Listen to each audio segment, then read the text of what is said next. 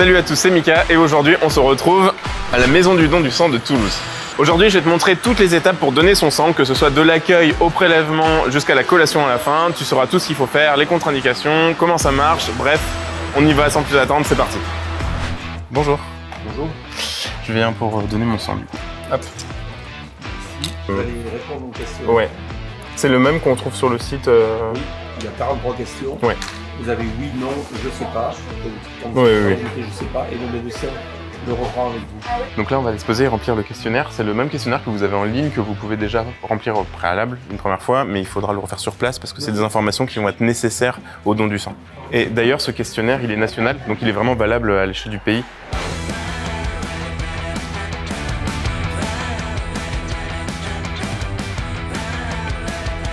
Ça, c'est une question qui peut venir souvent, c'est est-ce qu'il faut manger, boire avant? Alors oui, justement, il faut. En gros, quand on va vous prélever du sang, on va vous prélever du volume, donc pour vulgariser un peu, plus vous allez perdre du volume, donc l'idée c'est d'en prendre un maximum avant. Et il y aura une collation évidemment après, mais voilà.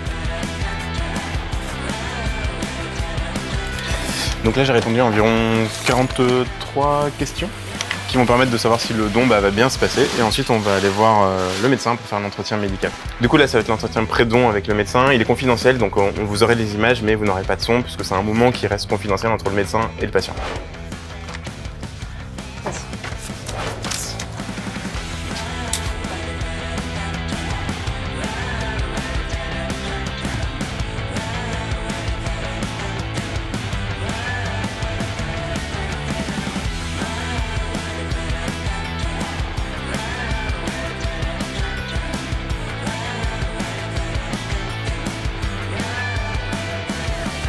Donc il y a eu tout l'entretien médical, on a posé pas mal de questions personnelles, notamment celles qui sont sur la feuille de renseignement, pour être sûr que le don est possible. Et du coup, là, je vais donner mon sang.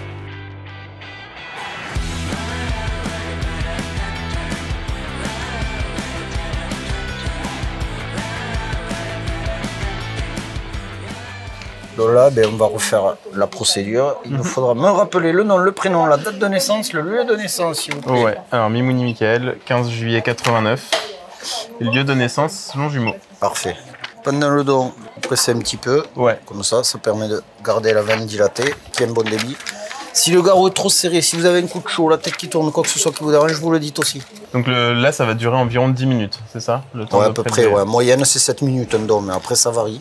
Ça varie selon l'hydratation, plein de facteurs, quoi. La tension artérielle, l'épaisseur de la veine. Chaque fois, on analyse la poche, voir si depuis le dernier don, tout va bien. Donc après, c'est toujours les mêmes analyses de base. Hein. On fait la numération en formule sanguine, c'est-à-dire tous les composants du sang, globules, plaquettes, hémoglobine, etc. Ensuite, on garde un tube, on va centrifuger et congeler le sérum, qu'on va garder, je crois que c'est 5 ans. Ouais. On congèle en paillettes. Ça veut dire que s'il y a un problème ultérieurement, on a un échantillon pour continuer à faire des recherches ou des analyses. Après, avec celui-là, c'est le groupe sanguin. On revérifie chaque fois le groupe sanguin, qu'il n'y ait pas d'erreur entre les prélèvements du tube et de la poche, puisque les poches, elles sont traitées à Toulouse. Les tubes, eux, ils partent à Montpellier. Le labo d'analyse est à Montpellier. Ok. Voilà. Et ensuite, on fait tout ce qui est transmissible par le sang, hein, tout ce qui est sérologie, virologie, comme l'hépatite, le HIV, etc. Ouais, parce que ça, c'est une peur qu'il y a beaucoup des patients quand ils sont transfusés, ils se posent la question de est-ce qu'ils peuvent être contaminés par une maladie ou il y a eu dans le passé un souci en particulier que tout le monde connaît, mais enfin, faut se dire qu'aujourd'hui, c'est hyper contrôlé, que à chaque étape, chaque donneur en tout cas... Des kits à usage unique. Hein. Ouais. L'aiguille, contrairement à ce qu'on peut croire, elle n'est pas nettoyée, elle n'est pas réutilisée. Ah bon? Ouais, non, mais il y en a des gens qui le croient. Ouais.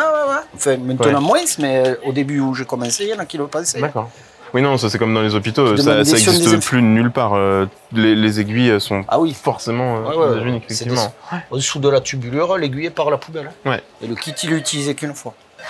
Ouais. Et combien on prélève sur un prélèvement? Un demi-litre. 10% du volume total du corps. Donc oui, donc on disait la quantité là, qui est prélevée, c'est environ 500 ml. Ouais, entre la petite poche qui nous sert à récupérer les tubes et la poche en entier, on a à peu près 500 ml, sachant qu'on adapte à la corpulence de la personne. Donc plus on a une corpulence menue et moins on va prélever. Après on a un minimum de ce qu'on va pouvoir prélever, c'est pour ça qu'il y a un poids minimum qui est de 50 kg. En dessous de 50 kg, on n'aurait plus la bonne proportion entre le sang qu'on arrive à prélever et l'anticoagulant qui est déjà dans la poche, qui sert à ce que le sang coagule pas et qu'il soit utilisable après pour les malades. En fait, c'est que vous en préleveriez trop peu pour que ce soit finalement la concentration d'anticoagulant serait trop importante et du coup, ce serait pas utilisable en tant que tel pour un malade. Donc dans ce cas-là, on s'abstient, on fait pas le prélèvement et on demande aux personnes de revenir quand ils font le poids nécessaire. Ok. Sur les autres contre-indications, du coup, bon, il y avait les tatouages que j'ai pas pu donner pendant 4 mois après un tatouage, 4 mois après un piercing, 4 mois avec une opération qui est assez importante et qui touchera pas que la peau. Si c'est juste un point de suture, par exemple, on considère pas que c'est une opération. Il faut attendre que ce soit cicatrisé. En fait, il y a 2 types de risques qu'on évalue. Ça va être le risque pour le donneur, parce que les donneurs, c'est des gens qui font du bénévolat, qui viennent en bonne santé et donc il faut qu'ils ne courent absolument aucun risque quand ils viennent donner. Et le deuxième risque qu'on évalue, c'est le risque pour le receveur. Est-ce qu'il y a un problème pour donner le sang de ce donneur à quelqu'un? Donc les autres contre-indications, ça va être un monopartenariat au niveau des partenaires sexuels. Donc un seul partenaire, en tout cas pas plus d'un partenaire, et que ce partenaire n'ait pas d'autres partenaires que notre donneur. Ça permet de limiter le risque de transmission de maladies sexuellement transmissibles, même si on va vérifier par les tubes qu'on envoie au laboratoire les sérologies pour le VIH, les hépatites, la syphilis. Ouais, tout ça c'est vérifié systématiquement. On entend beaucoup qu'il manque du coup beaucoup de poches de sang selon les périodes. Est-ce que est-ce que vous avez à peu près les chiffres de ce qu'on utilise, que ce soit au niveau local ou national, je sais pas, sur une période, par jour ou par année et qu'est-ce qui arrive, qu'est-ce qui rentre? Il faut que par jour on prélève 10 000 dons en France. Par jour 10 000, ok. 10 000 dons de sang par jour en France. Si on se met sur une échelle un peu plus petite de l'Occitanie, 1000 dons par jour. Ok. Et ça c'est pour être à zéro? Ça c'est pour être sûr qu'on va pouvoir répondre aux besoins des personnes qui pourraient être malades. Tout l'enjeu de notre travail, c'est de répondre à des besoins hypothétiques et pas à des besoins réels. Le don de sang que tu fais aujourd'hui, on va récupérer jusqu'à 3 produits à l'intérieur, des globules rouges qu'on peut utiliser pendant 42 jours, des plaquettes qu'on peut utiliser pendant maximum 7 jours, et du plasma qui est du liquide et donc qui est congélable et qu'on peut utiliser jusqu'à 3 ans. Les globules rouges, c'est ce que les gens connaissent le plus, c'est la transfusion qu'on connaît. Et donc c'est là-dessus où on fait des alertes de stock et des alertes de réserve. L'idée, c'est que comme on a 42 jours pour les utiliser, les besoins sont globalement stables d'année en année et on sait combien de poches on va normalement devoir utiliser. Et donc il faut qu'on arrive à ce niveau-là pour pas jamais manquer de sang et manquer de poches, manquer d'un produit pour pouvoir utiliser pour un malade. Aujourd'hui, dans les cliniques, les hôpitaux, il y a quand même des stratégies d'épargne transfusionnelle où on fait beaucoup plus attention à l'hémoglobine avant une opération, aux pertes, aux réutilisations de sang opératoire, etc. Donc ça a tendance à diminuer un tout petit peu, mais pas suffisamment pour qu'on puisse se passer de donneurs. Donc du coup, on a toujours besoin d'appeler les donneurs à venir de façon très régulière sur l'année pour être sûr d'avoir suffisamment de poches de sang pour répondre aux besoins des malades.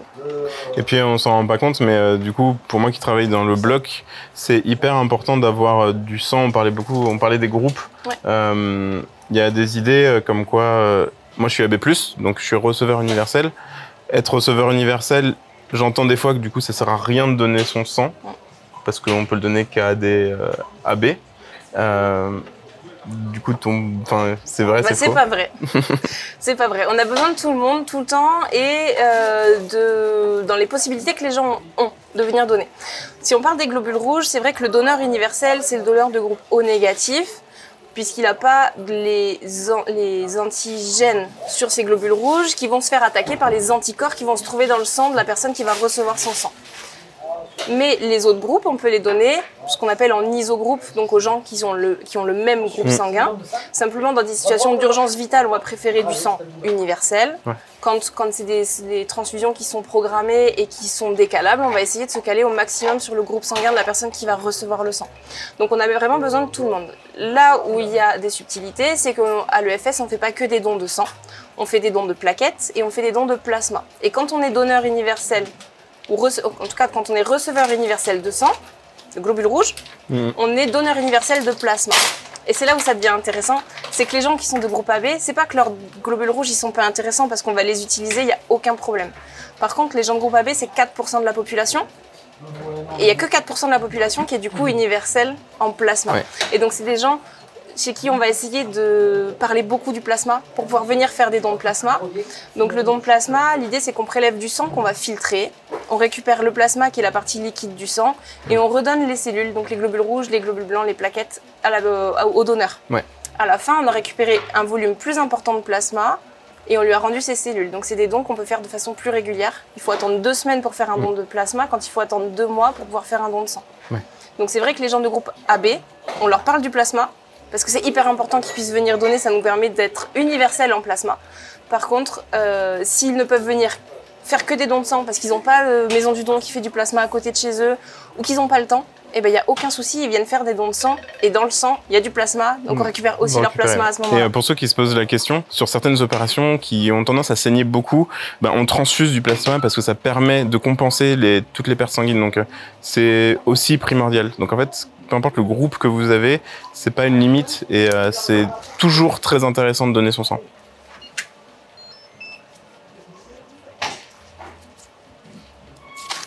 On déplique. Ouais. Hop, allez-y, appuyez, c'est vous commandez, s'il vous plaît.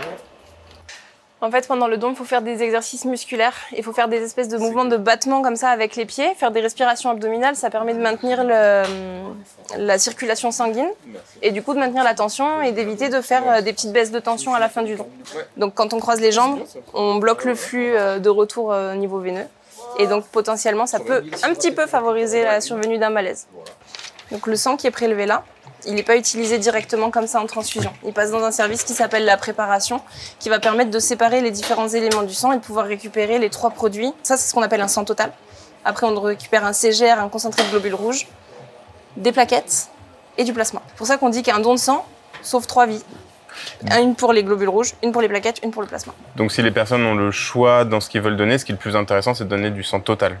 Ah, si on doit prioriser, non. Ce qui est important, c'est qu'il y ait des gens qui viennent faire tous les types de dons. Il y a des avantages et des inconvénients à ce que chacun vienne donner une partie de son sang. Les globules rouges, c'est ce que les gens ont le plus en tête quand on leur parle de don de sang et c'est important qu'on arrive à se maintenir là-dessus. Les plaquettes, ça a une durée de vie de 7 jours. Donc si on n'a pas des gens qui viennent faire des plaquettes, on risque de manquer de produits. Parce que là, c'est vraiment ultra court le temps d'utilisation. Et l'utilisation du plasma et surtout des médicaments dérivés du plasma augmente de façon exponentielle d'année en année. Donc on a vraiment besoin qu'il y ait des gens qui découvrent le don de plasma et qui nous permettent de prélever plus de plasma. Aujourd'hui en France, on est autonome sur le globule rouge, on ne l'est pas encore sur le plasma. Si on est proche d'une maison du don qui fait tous les types de dons, ce qui est intéressant, c'est de pouvoir venir faire un petit peu de tout au long de l'année, sachant qu'on peut faire des dons de plaquettes ou des dons de plasma entre des dons de sang. Le don de sang, ça s'espace de 2 mois. Mais on peut faire des dons de plasma, par exemple, toutes les 2 semaines. Donc on peut faire un don de sang, suivi de don de plasma, avant d'arriver aux 2 mois et de pouvoir revenir faire un don de sang. Don de plasma, il est possible aussi quand on rentre de voyage. Alors que des fois, le don de sang, c'est pas possible, lié aux maladies qu'on aurait pu avoir, qui auraient pu être en contact avec nous lors d'un voyage à l'étranger, notamment en dehors de l'Europe. Donc il y a des listes de pays qui existent, qui sont disponibles sur notre site ou sur notre application pour que les gens qui rentrent de voyage, ils puissent essayer de voir ce qu'ils peuvent donner et pas forcément se déplacer quand on sait qu'on peut pas donner. Ouais, bien sûr. Mais le don de plasma reste possible au retour de la majorité des pays du monde. Après, le sang est testé pour vérifier qu'il n'y ait pas d'infection, qu'il n'y ait pas d'anémie, que ce soit bien utilisable. Et puis, comme on le disait tout à l'heure, sur les sérologies de maladies qui seraient transmissibles par le sang. Donc, on a des facteurs en plus qui permettent de sécuriser. Un autre moyen de sécuriser, c'est qu'on demande aux gens de nous appeler après le don si jamais ils sont malades. Ça permet d'éviter des choses qui n'auraient pas été évoquées et qu'on avait oubliées, ou des maladies qu'on ne connaîtrait pas encore. Oui, qui se déclareraient peut-être. Qui se déclareraient dans les jours qui suivent le don. Après, c'est notre travail à nous de juger s'il y a un risque ou pas pour la personne qui reçoit le sang. Donc une fois que le don est fini, on se pose une vingtaine de minutes pour être sûr que tout va bien, qu'il n'y ait pas de vagal, qu'il n'y ait pas de perte de connaissance, de sensation de malaise, etc. On va pouvoir manger, boire un coup. C'est le moment cool.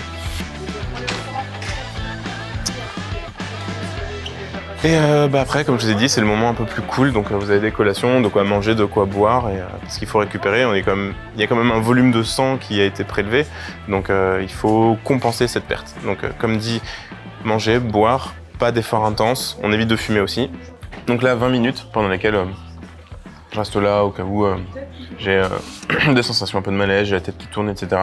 Et après, le don du sang est fini. Donc c'est extrêmement rapide en plus. Alors, ça s'est bien passé?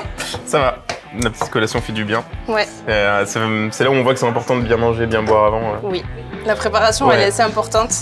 Donc, 1 demi-litre d'eau juste avant et de pas venir à jeun. C'est pas une prise de sang, c'est un don. Mais il y a plein de gens qui arrivent sans manger. Ça, je sais que beaucoup de questions se posent la question de est-ce que j'ai le droit de boire ou manger. Et alors oui, il faut boire et manger. Si jamais c'est pas le cas, on vous donne à manger sur place parce qu'il faut vraiment avoir mangé. Ouais. L'âge minimum légal pour donner son sang? Il faut être majeur. Donc on peut donner le jour de ses 18 ans. Et après, on peut donner son sang jusqu'à la veille de son 71e anniversaire. Okay. On peut donner son plasma ou ses plaquettes jusqu'à la veille de son 66e anniversaire. D'accord. Le don de plaquettes et de plasma, comme c'est un petit peu plus long, on le réserve à des gens qui sont un petit peu plus jeunes. Après, les gens sont en bonne santé de plus en plus tard. C'est pour ça qu'on a décalé l'âge. En fait, avant, le don de sang, ça s'arrêtait aussi à la veille du 66e anniversaire. Maintenant, on le décale jusqu'à la veille du 71e et ça se passe très très bien. Et en général, les donneurs qui vont jusque-là, ils sont hyper déçus d'arrêter de donner parce qu'ils sont en super forme. Les poches de sang, elles sont utilisées en grande majorité pour des gens qui ont des maladies chroniques. Ouais. Et oui, parce qu'encore, moi je parle du bloc opératoire, mais il n'y a vraiment pas que ça. Les opérations, les accidents, ça reste une part minime de notre activité de cession de produits sanguins. Il y a plein de gens qui ont des maladies chroniques, qui ont besoin de recevoir des produits tout au long de l'année, et eux, vraiment, ça ne s'arrêtera pas. Et en plus, c'est rapide. Enfin, on a mis en tout et pour tout 1 heure. Ouais. Et encore, on a un peu poussé parce que il y a tout le tournage de la vidéo, mais en dehors de ça, c'est... Si les gens comptent être avec nous pendant 1 heure, on est sur un bon timing, ça permet d'avoir une bonne idée du temps que ça va prendre sur la journée. Donc 1 heure pour un don de sang, 1h30 pour un don de plasma. Ouais. Mais en général, on surestime la durée réelle. Oui. Le don en lui-même, c'est 10 minutes. 10 minutes, c'est rapide. Merci à tous d'avoir regardé cette vidéo, j'espère que ça vous a plu, que vous avez appris des choses. Si vous avez d'autres questions, n'hésitez surtout pas à les poser, j'y répondrai avec grand plaisir. Il y a d'autres étapes qu'on peut voir sur la préparation du sang, donc si c'est aussi quelque chose qui vous intéresse, dites-le moi. En attendant, prenez soin de vous, donnez votre sang et je vous dis à la prochaine.